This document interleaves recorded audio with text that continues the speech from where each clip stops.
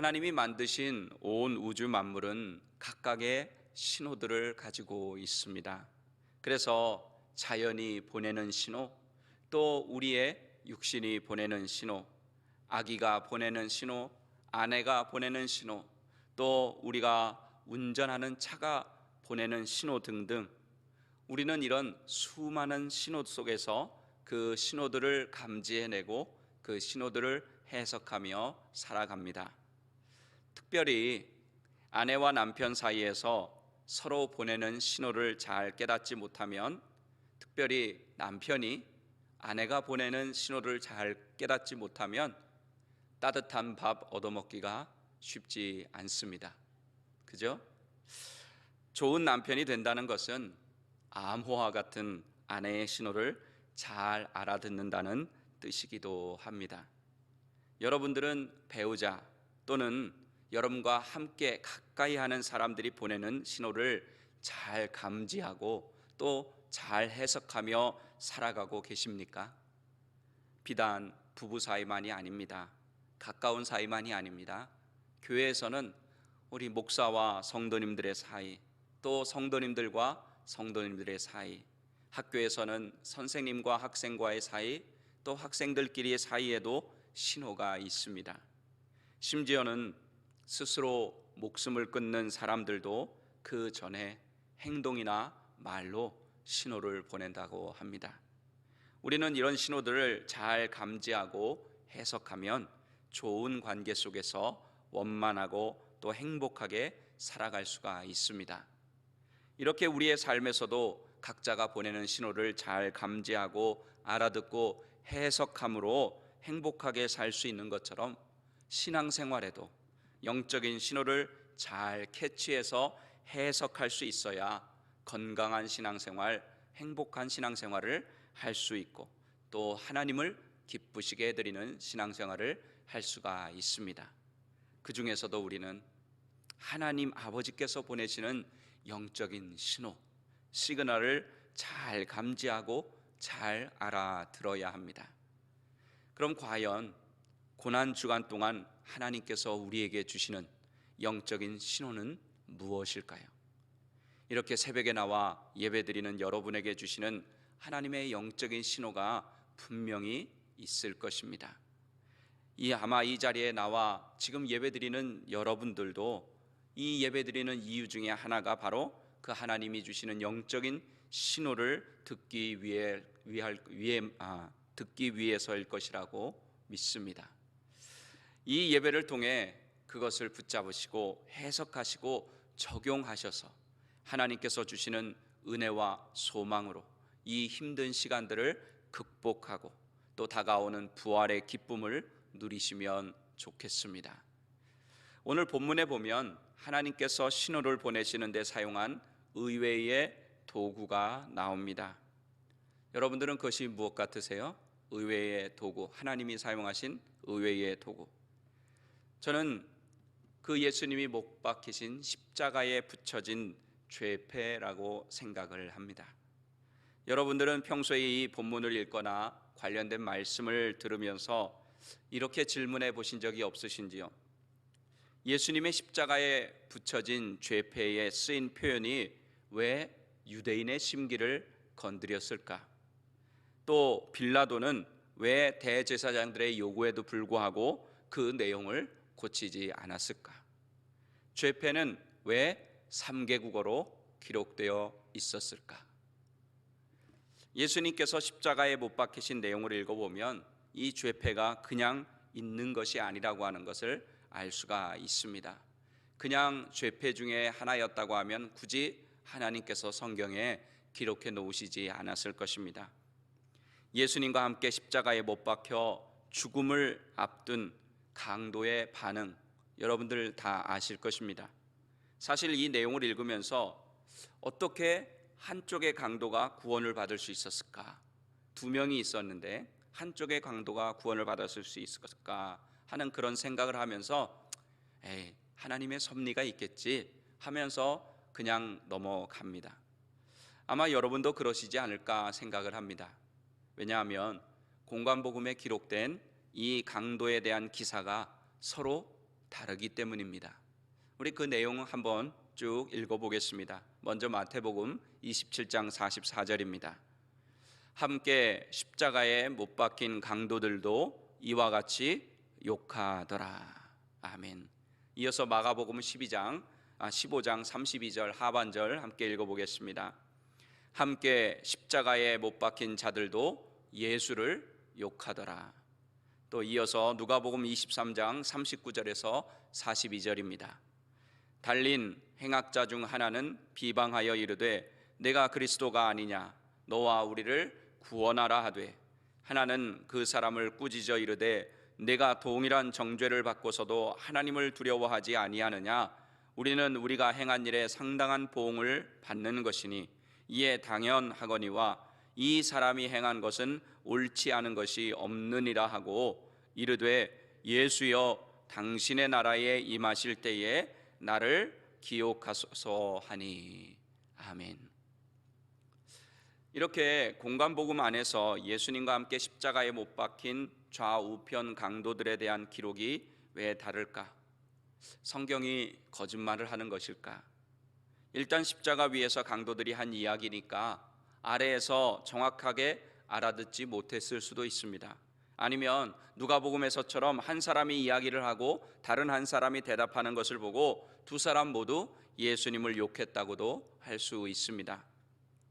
저는 처음엔 이 두 강도 모두가 예수님을 욕했다고 생각을 합니다. 그런데 여기서 함께 욕하던 강도 중에 한 사람에게 놀라운 심경의 변화가 일어납니다. 이 강도들은 예수님의 좌우에 달렸습니다. 그래서 서로가 서로를 바라보고 예수님에 대해 욕을 하려면 가운데 못 박히신 예수님을 바라보며 이야기를 해야 했을 것입니다. 그때 서로 맞장구를 치며 강도답게 예수님을 욕하다가 그 중에 한편에 있는 강도가 예수님 머리 위에 붙여진 죄패를 보게 됩니다.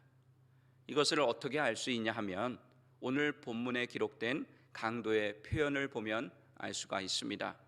강도는 예수님께 나를 구원해 주세요 이렇게 말하지 않았습니다. 뭐라고 합니까? 당신의 나라라고 하고 나를 기억하소서 이렇게 말합니다.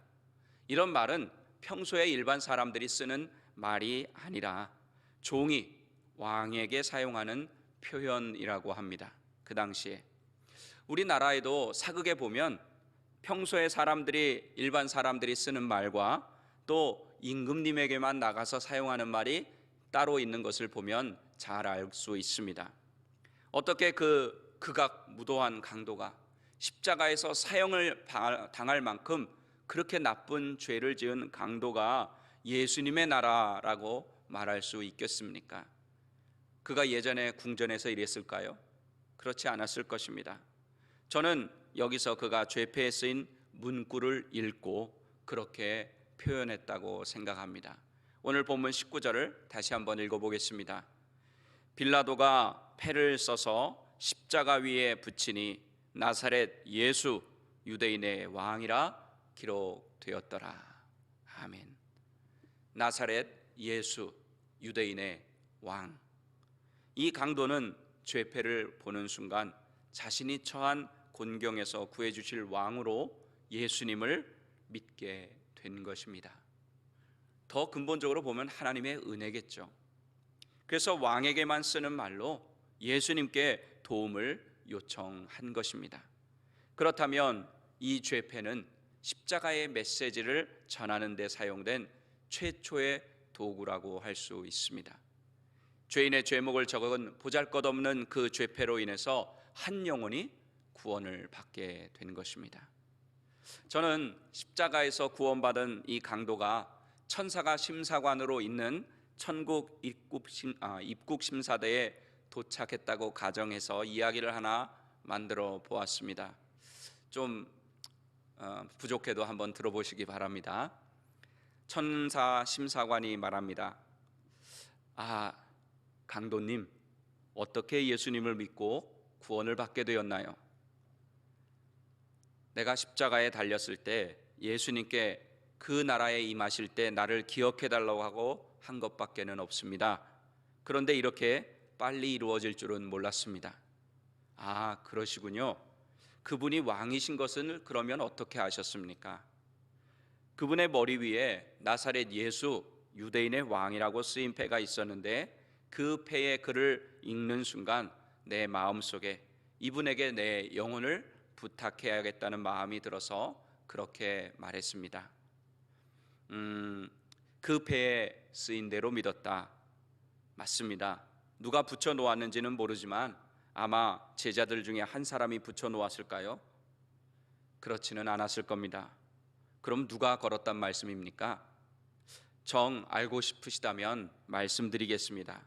그 죄패는 바로 빌라도가 붙여 놓은 것입니다. 에이, 설마요. 빌라도가 예수님을 못 박게 내어줬는데 그것을 빌라도가 붙였겠습니까? 강도 선생님, 놀라지 마세요. 하나님은 모세를 부르실 때 떨기나무를 사용하셨고 지팡이도 사용하셨습니다. 또 선지자를 책망하실 때는 나귀도 사용하셨습니다. 요나의 시선을 끄실 때는 큰 물고기도 사용하셨습니다. 이 세상에 하나님이 사용하지 못할 것은 아무것도 없습니다. 자, 이것으로 심사는 끝났습니다. 입국 허가 도장이 찍힌 것을 가지고 저쪽으로 가세요. 이번에도 팻말만 보고 따라가면 됩니다. 우리가 잘 알고 있는 대로 빌라도는 복음을 전할 뜻이 전혀 없었습니다. 사실 죄패의 내용에 담긴 속뜻은 이런 것이었습니다. 빌라도가 그렇게 적어놓은 이유, 근본적인 이유, 원래 이유, 너희 유대인들아 잘 봐라. 너네가 왕이라고 하는 이 사람의 결말이 이것이다. 로마인들은 너희의 왕도 이렇게 처형할 수가 있다. 이 나라의 왕은 십자가에 못 박힌 죄인에 불과하다. 왕이 이 정도니까 너희같이 몹쓸 왕을 둔 나라는 어떻게 되겠느냐, 너희 같은 백성은 어떻게 되겠느냐 하면서 유대인들을 위협하고 희롱하려던 것이 그 목적이었습니다. 자, 이 빌라도에게 희롱을 당한 이 유대인들은 어떤 유대인들입니까? 로마 군인들이 어제 말씀드린 대로 예수님을 희롱당하도록 이 십자가에 못 박으라고 외친 그런 사람들인데, 그 사람들이 지금 빌라도 총독으로 하여금 희롱을 당하고 있는 것입니다. 그러나 하나님께서는 다른 뜻이 있었습니다. 빌라도를 복음 전파를 위한 하나님의 도구로 사용하시려는 뜻이 있었습니다.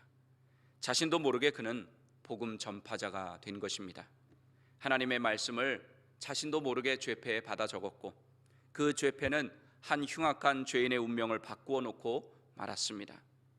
마치 영원히 죽을 수밖에 없는 우리가 예수 그리스도를 믿고 구원을 받은 것처럼 말입니다. 여러분들 한번 여러분들이 구원받은 과정을 이렇게 생각해 보실 때가 있습니까?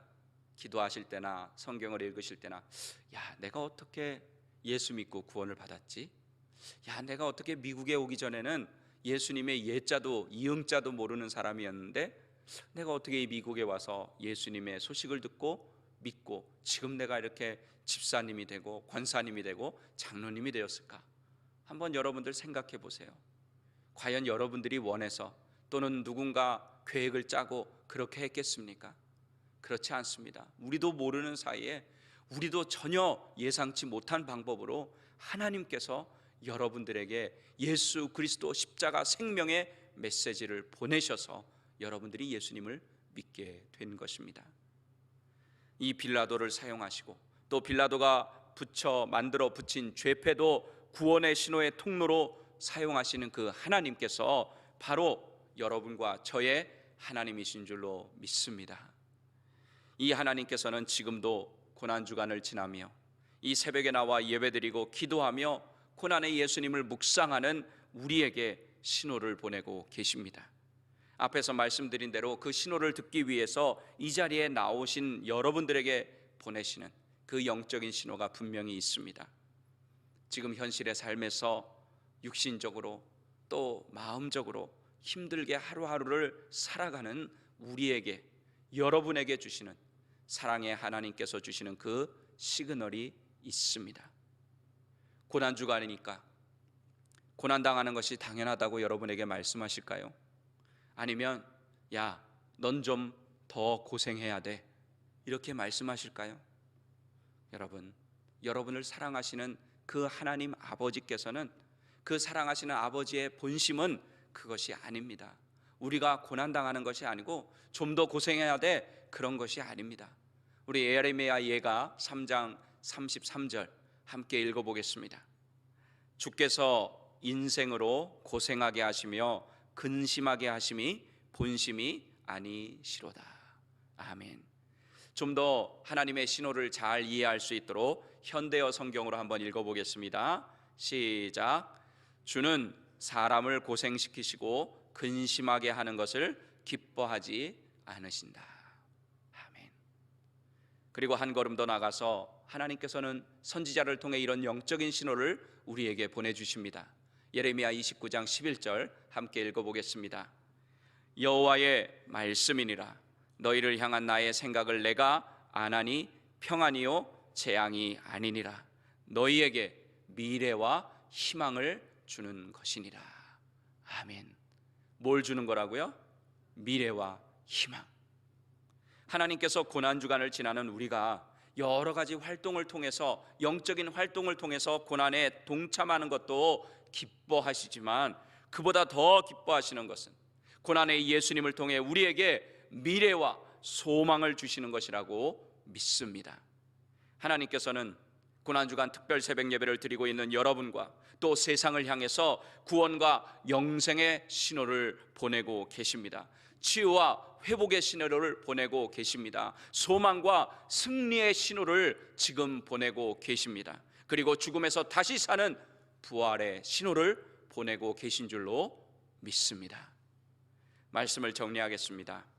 우리 사랑하는 새벽예배 성도 여러분, 빌라도와 나무 판자로 만든 죄패를 사용하셔서 영혼을 구원하는 신호를 보내신 것처럼 지금도 하나님께서는 살리는 생명의 신호를 다양한 통로를 통해서 보내고 계십니다.